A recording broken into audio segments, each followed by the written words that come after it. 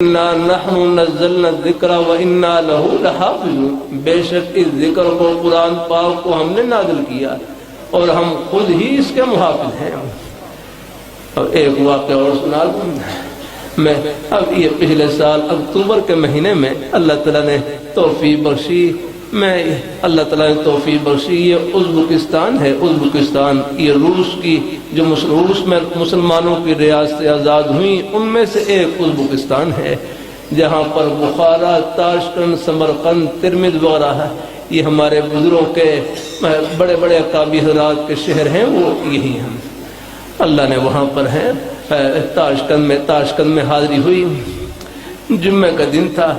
جمعہ کی نماز کے بعد وہاں پر تاشکند کی بڑی مسجد ہے،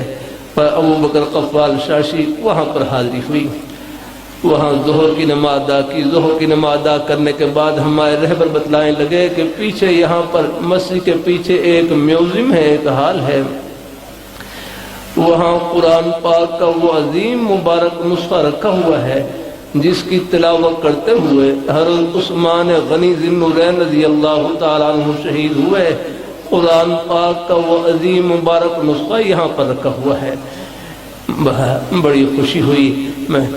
فوراً دل میں جذبہ پیدا ہوا کہ اس مبارک ہے نسخے کی زیارت کرے، تو نماز پڑھ کر ہم روانہ ہوئے۔ چند منٹ چلنے کے بعد اللہ تعالیٰ نے میوزیم میں پہنچا دیا اور وہاں اندر داخل ہوا، دیکھا اللہ تعالیٰ نے اپنی رحمت سے، اللہ تعالیٰ نے قرآن پاک کے اس عظیم مبارک نسخے کی زیارت سے آنکھیں ٹھنڈی کرنے کی توفیق عطا فرمائی، جس کی تلاوت کرتے ہوئے حضرت عثمان غنی ذی النورین رضی اللہ تعالیٰ عنہ شہید ہوئے۔ اللہ نے اس کی زیارت کی توفیق عطا فرمائی۔ وہ کہ یہ کہتے ہیں ہرن کی جھلی پر، یہ ہرن کی جھلی پر قرآن پاک لکھا گیا، وہ قرآن پاک میرے خیال ہے قرآن پاک کا ایک سلس وہاں پر رکھا ہوا تھا، ایک سلس اتنا بڑا، اس سے بھی زیادہ اس کا اس کی جو چوڑائی تھی لمبائی پھیلاؤ جو تھا اس سے بھی زیادہ تقریباً، اور اتنا اونچا کھجور کی جھلی پر قرآن پاک لکھا ہوا۔ اب 1400 سال گزر گئے، 1400 سال گزر گئے، تقریباً 1400 سال گزر گئے۔ اب حضرت عثمان غنی ذی النورین رضی اللہ تعالیٰ عنہ